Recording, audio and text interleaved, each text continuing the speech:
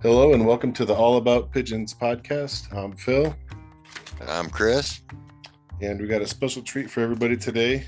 All the way from Montpelier, Ohio, we have a National Pigeon Association master breeder. He was currently had a nice article, Purebred Pigeon magazine. We got Colton Friedel with us today. How you doing, Colton? I'm doing good. Nice to be here.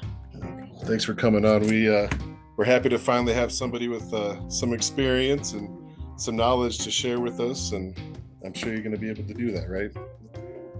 I'll try my best. So, in the article on Purebred Pigeon, it kind of went into, your story a little bit, but can you share with the listeners just, how you got into pigeons and your start with pigeons?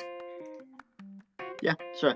So I've always been into poultry and birds in general. I've been going to national poultry shows ever since I was, I don't even know, 10, 11 at the latest. I've been going to them for ages. Showing it here local, then also going to national shows and everywhere. I never really got introduced into pigeons until about, I was 14, 15, give or take. And that was when I was actually at a poultry show. That was when they were combined with poultry and pigeons. One of the pigeon guys came up to me. His name was Scott Amo. And he was like, "Hey, how much do you know about pigeons?" And I was honest with him. It's like, I don't really know. I was like, I know they fly around barns. They're everywhere. They make a mess. I don't really know. And so he took me over to the pigeon section. We started talking pigeons. And next thing I know, I am coming home with a couple of pairs of pigeons. Nice. So after that, working with him, and I didn't realize it at the time, but he was I don't know if he was the current president of Rare Breeds, but he was a past president of the Rare Breeds Club, and he's a nationally affiliated judge as well. And he lives not even an hour away from me. And so within working with him and a couple other judges in the area, I started going to more shows, breeding more birds, getting more out there. Then when I hit 16, 17, they're like, "Hey, you're old enough, you've been doing this long enough, why don't you learn to be a judge?" And so I started clerking more so under him and Jack Milkerson and James Rathbuckner, as well as a couple of the other big wigs in the Rare Breeds Club. And slowly just started building a little bit of a pedigree behind myself, gaining knowledge and overall breed and standard knowledge of all the different rare breeds. It's quite a few. Wow. So what was that first breed that you went home with? It was actually just homeless to get me started. Okay. Wasn't anything special, just run-of-the-mill homeless. Because with 13, 14-year-old kid not really knowing what to do with pigeons, you don't want to give them top dollar. Right. Check out my Jacobins. Yeah. Oh, yeah.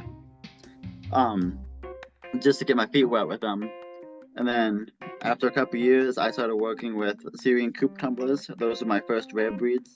And then a bit after that, I started working with Arabian trumpeters.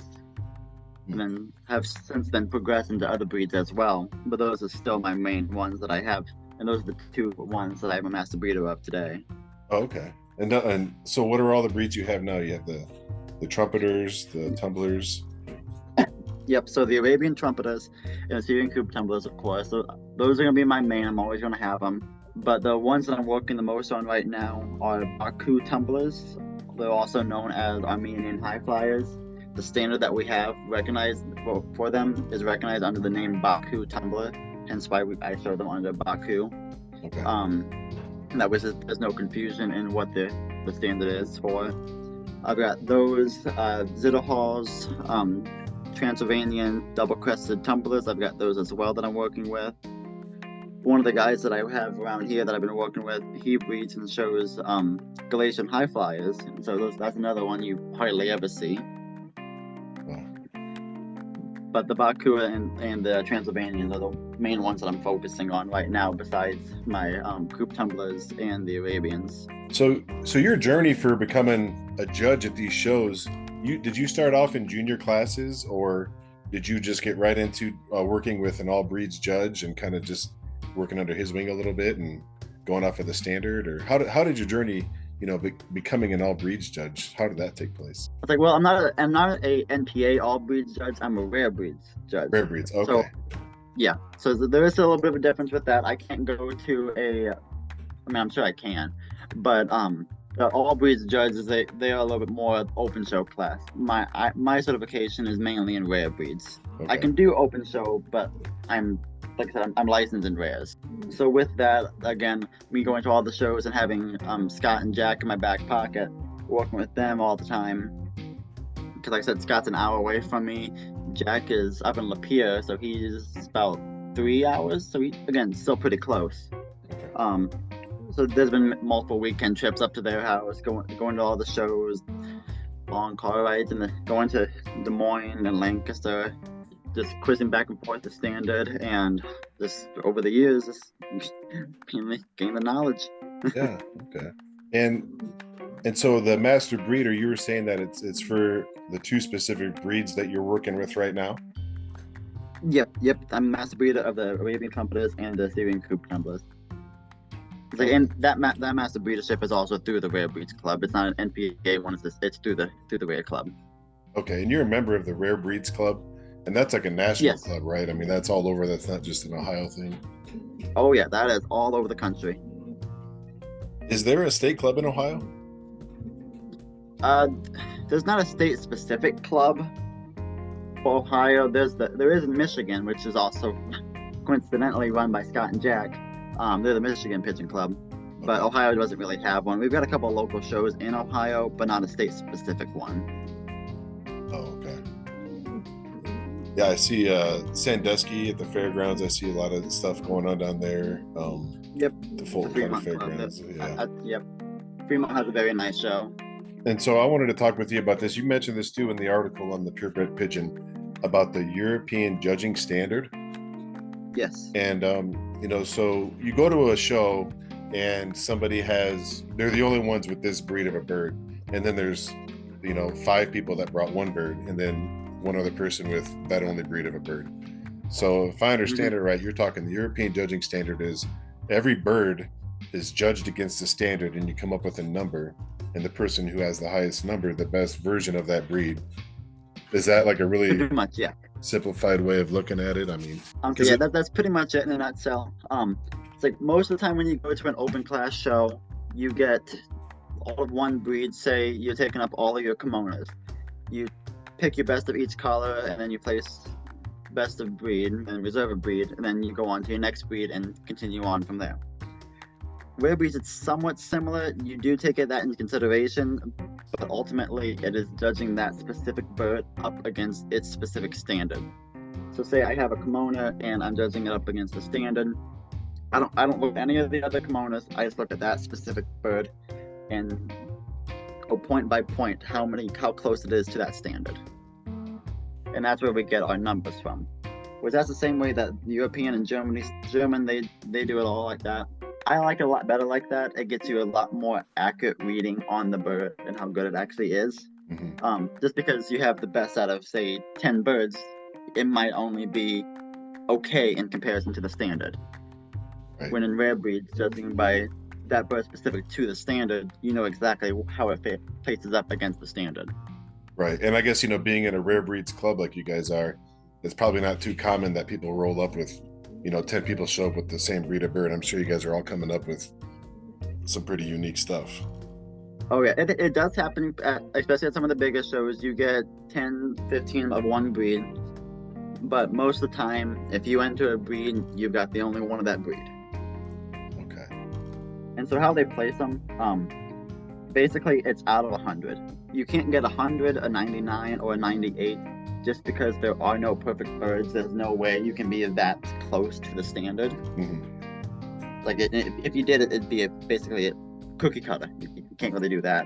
There's always going to be one feather out of place, one smudge here. There's always something that you could change. Right. Always. So our judging mainly starts at 97, which is what we consider a royal.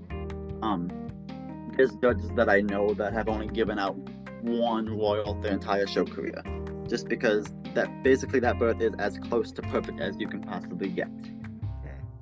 So it's very prestigious and very highly praised if you do get a royal. After that, we start with our highly superiors, which those are 96 to a 94. 96 being the highly superior plus. Basically, you're really close. You're not quite perfect. There's a couple different things you want to change, but that's really pretty good. Your show winners are going to come out of your 96 awards. 95s and 94s are also really good. They're just a slight point down. They got either a couple extra feathers out of place, crest is a little funky, or they don't have this just perfect bar or whatever breed specific ornament they've got. And then going down from there, you've got your superior, which is your 93 to a 92. Those are still good birds. They're more better as broodstock or breeders. And the only ones eligible for Master Breeder points is a 94 to a 97. So getting a 93 or below, you don't get points for. I see. It's like I said, it's more of a broodstock bird. 90, 91 and below. They're birds. They're representative of the breed, but they're not really one that you want to keep around for your judging, for your breeding program, and one that you want to have as the forefront of the breed. You know. And you just came back from a show today, right? Yes. Yep, I did. There was a Bay City Young Bird show. Okay. And how did you put birds into that show? Yep, I brought 5 birds to that show. The Arabian trumpeters, some of my Baku, and some Zitterhalls I entered. Okay. How'd you do? I ended up coming away with reserve champion of the rare breeds meet with the Arabian, and best flying with the Baku. Like champion went to a Texan Pioneer. It's a phenomenal bird. I can't wait to see that bird when it gets older. You know, Chris, he's got himself a pretty rare breed of birds. You ever heard of the Gansels? I have Gansels. I have yet to see one in person. Okay. Not many people around here have them. How'd you even come up on those, Chris? Where'd you get those from? I met a lady who runs a rescue, and she referred me to a gentleman, and I talked to him about these birds for several hours, and finally we ended up not getting one from him. And as luck would have it, about 6-8 months later, he rehomed all of them to this rescue. So I wound up with a few pair. Have you been breeding those? Well, they're doing pigeon things. One of them hatched out a baby, but it was shrink wrapped terribly. And unfortunately, I didn't notice it. And I peeled it out. It was alive, but it didn't make it too long. I'm sure that would have to be one of the, because the Rare Breeds Pigeon Club has like a list of birds that would classify as a rare breeds. I mean, that would have to be on there, right, Colton? I mean, those Gansels. It should be. I honestly don't have the list memorized just because there's so many on there. Yeah. It's not hard to find. If you go to the rarebreedpigeons.net, that's our club website. We've got a full list on there of all the breeds classified as rare, and even if they're not on the list, there are even more that we just don't have on there that are classified as rare. So, with with your experience, I mean, you definitely, it sounds like you got a good breeding program, and you know how to prep birds for a show. Can you kind of give us like a walkthrough of, say you got some birds that you're going to be taking to a show? Like, do you have a routine that you kind of put them through beforehand to get them tip top? And what's that like? So a couple months before the show season even begins, I go through all the birds and just make my pre-evaluations, pick out good birds with good traits, ones that I think are show quality, get them separated into a completely different building. That way they've got plenty of space to grow, plenty of space to condition out, good flight pendant, and plenty of room to exercise, build the muscle mass they need. And also during the same time frame, I go through and debug all of them. A couple different things that I use to allow some. It's like if I'm treating directly onto the bird, I use an ivermectin, the drench that you get at farm source for cattle. works really good. I've used it for years. It works well for me. Then I also have a pesticide that you can put in basically around the pen in bedding that kills all the ambient bugs. I believe the name is I can look it up. I don't remember what it is off the top of my head. But I use that and treat around the pens. That way, if I miss anything on the birds, that would kill everything in the building, and it's not harmful to the birds. That way, the birds have time to get rid of lice if they even had any, and if they did, get rid of the pen holes and the feathers, and clean them up, make them a little bit more presentable. But like I said, this is months before the show season even comes around. That way, you've got time to have the feathers grow back in. Getting closer to the show season is when I go through and make my final evaluations. Breeds do take longer to decide which ones are good enough to show or not. Most of mine are pretty easy to tell at that age range, because I start hatching mid-February at the latest. Some breeds I have going up in January, and so about that time I go through and pick out the birds that I think are worthy of going to a show again. To start doing your little judicial groomings here or there. If they have a crest, go through and trim up the crest, make it nice, neat, even. Some people don't like trimming the crest, so that way they can get a natural formed crest, which I do agree with. You have to have the natural form of the crest to have something to base it off of. But you can always, I just get a pair of mustache scissors, and if you trim just right at the very edge of where the feathers on the skull, at the top of the skull, push back onto the crest, especially if it's like a shell crest. Yeah. Trim that up and makes for a nice even line, because the feathers on the head can kind of push the shell crest back quite a ways, and then just make it look kind of wonky off place. Yeah. So we just take a little bit off that crest, not off the crest, but like off the feathers off the skull. You can even that crest up and make it stand straight up and perfect all the way around. That's how I cut my hair in the mirror. Yeah, pretty much. Yeah. Real so small stuff. I mean, there's a couple of different breeds too that require trimming and stuff like that. I mean, and I know that there's some that they actually frown upon, that you don't want to have that trimming being done on there, right? Right. It's like in rares we do allow a little bit of judicial grooming. If it's excessive and you can obviously see the scissor marks, then that's getting a little too much.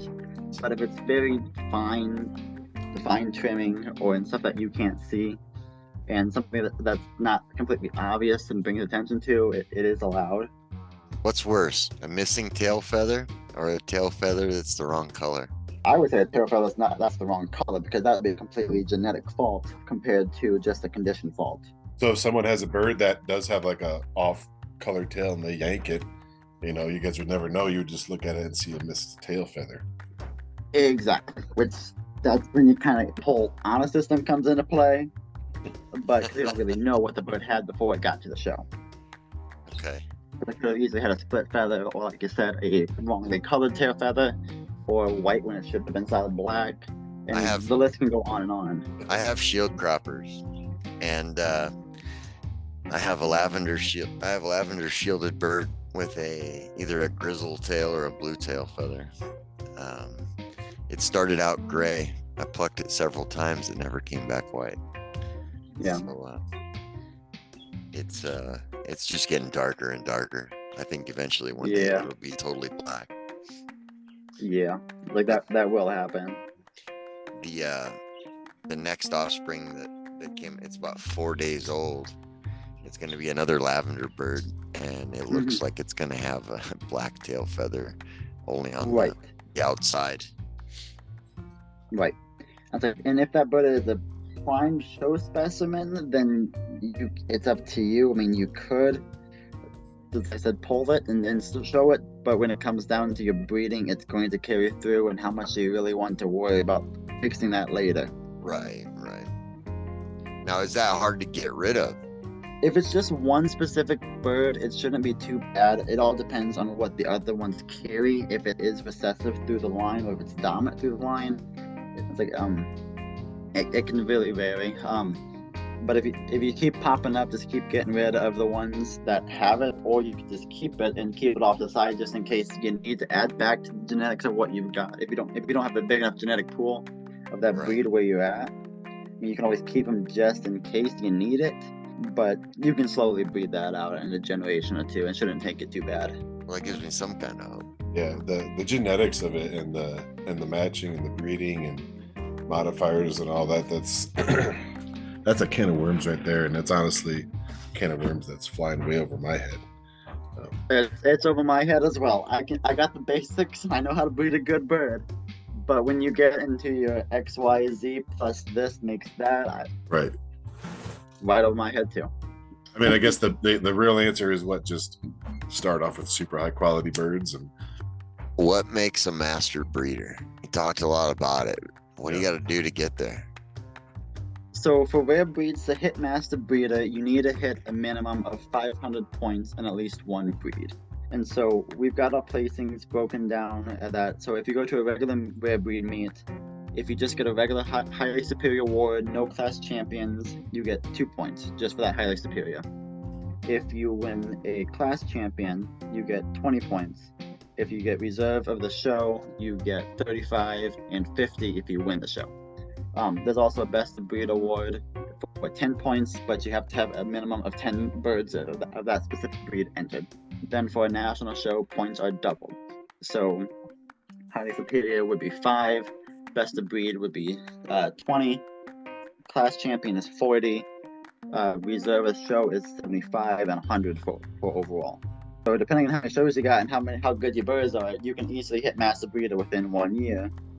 But that's why we've got the stipulation that you have to be a member of the club with good standing and showing that breed for a minimum of 3 years before you're even eligible to be the master breeder. So that way you don't come in with, say, one bird and win back to back to back to back every single show. You have to show the progression of it. Gotcha. that makes sense. And is it you have to be in good standing with like an NPA affiliated club? Rare breed specific, because like I said, the master breedership is through rare breeds. Oh, okay. I didn't know that. So if it's like each club offers their own master breeder program. Say like your pygmy powders or your monas or really any of the breed. They've got their own breed specific master breeder program, as well as the NPA's all breed master breedership. It all varies on how you're going about it.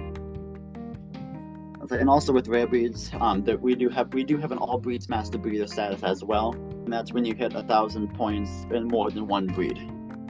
Nice. okay, wow. Now, is this collective over a year? Or is it cumulative or? Yep, it's cumulative. You got to be a member of the club to earn the points. Again, since it's through rare breeds, you have to be a paid current member. But yeah, it's progressive year by year by year. So even if you take a year or two break, as long as you come back showing the same breed, you'll be fine. Nice.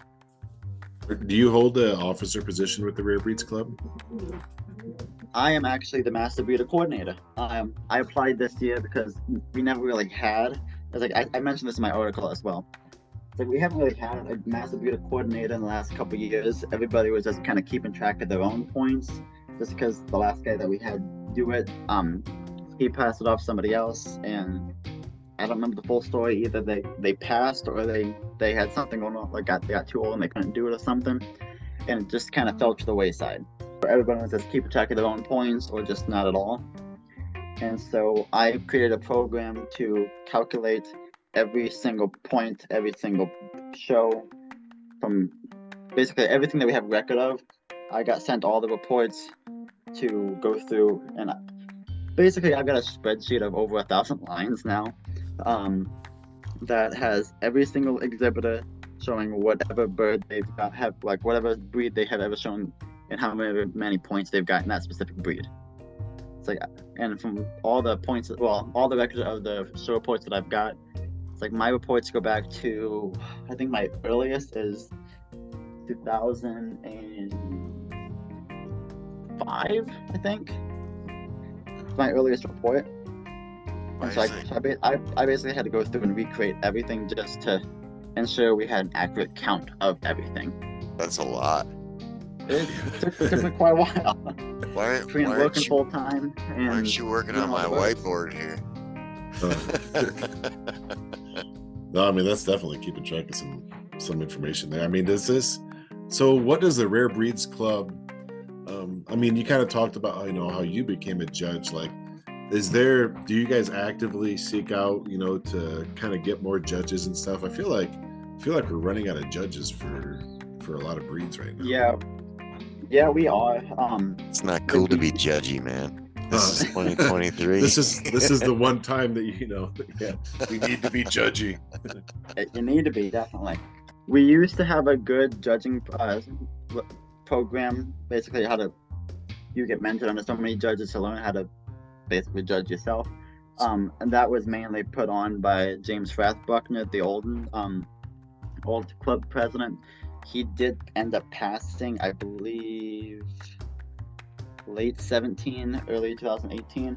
And so when he passed, the judging program just kind of fell to the wayside. So I am working with Terry, the current club president, about recreating that program, getting more young people involved, getting more judges taught the correct way of judging rare breeds. So we're working on it. It's just, that's good, man. It's a work in progress. Yeah, I mean that's cool to hear that there's like you guys are actually getting that program started up again, because I mean, you hear it all the time. The hobby needs this and the hobby needs that, and young people and judges are like the two big things. Definitely. And that program ties those things right up, brings them right into it. Definitely. It's like, I do believe that I am probably the current youngest judge through rare breeds. Okay. Yeah, how old are you, Colton? I am 22. 22. Yeah, I mean that's awesome, man. I mean you've already got so much under your belt. That's you probably got a lot more wins ahead of you too. Yeah, but like I said, it did help out quite a bit having Scott and Jack in my back pocket, and even James Rathbuckner. He lived down in Columbus, which is 3.5, 4 hours from me. So yeah. So I had top knit of the Rare Breeds Club at the time, right in my area. So it definitely helped me get a little bit of a jump start and everything. Will you be going to the NPA show in Kentucky here coming up in January, February?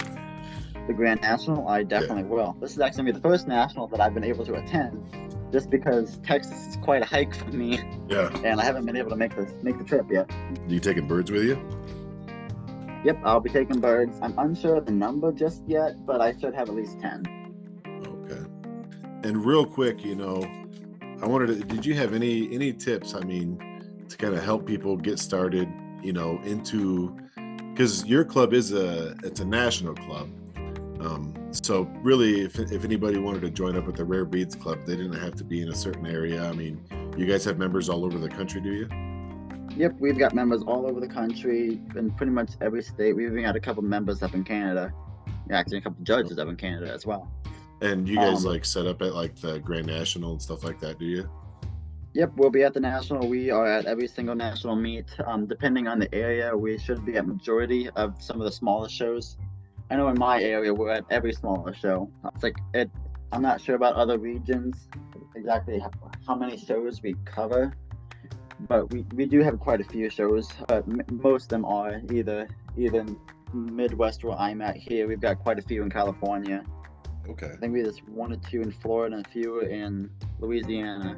But just because you don't have a show in your area or a club in your area, it's not hard to get one going. You can either reach out to me or, like I said, go on the web page and reach out to Terry. He's the president, and we can easily figure out some judge in your area or get you a meet going.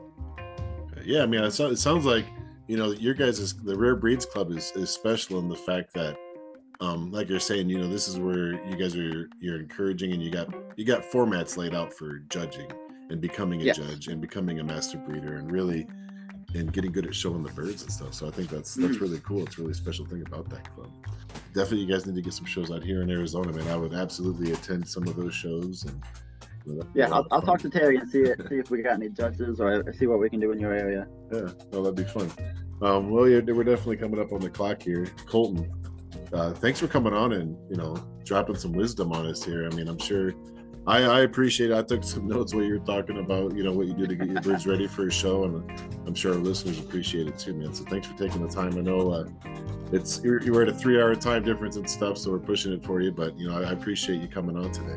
He could be out partying right now. Yeah, I know. Oh no, I'm back from a show. I think I do chores tonight, and I'm going to bed. Nice. See, Chris, I'm telling you, man. I told you, not everybody parties like you, man. Some people sleep, you know. Like me. Yeah. I'd have to take a 4-hour nap. Well, hey, thanks for coming on, and thanks everybody for listening. Make sure to follow us on Spotify so that way you can, every time we get a new episode up there, it just automatically notifies you and you're not missing out on anything. I got my notification on. That's right. Yeah, me too, man. Every time I'm like, oh, they did another one. How did I miss that?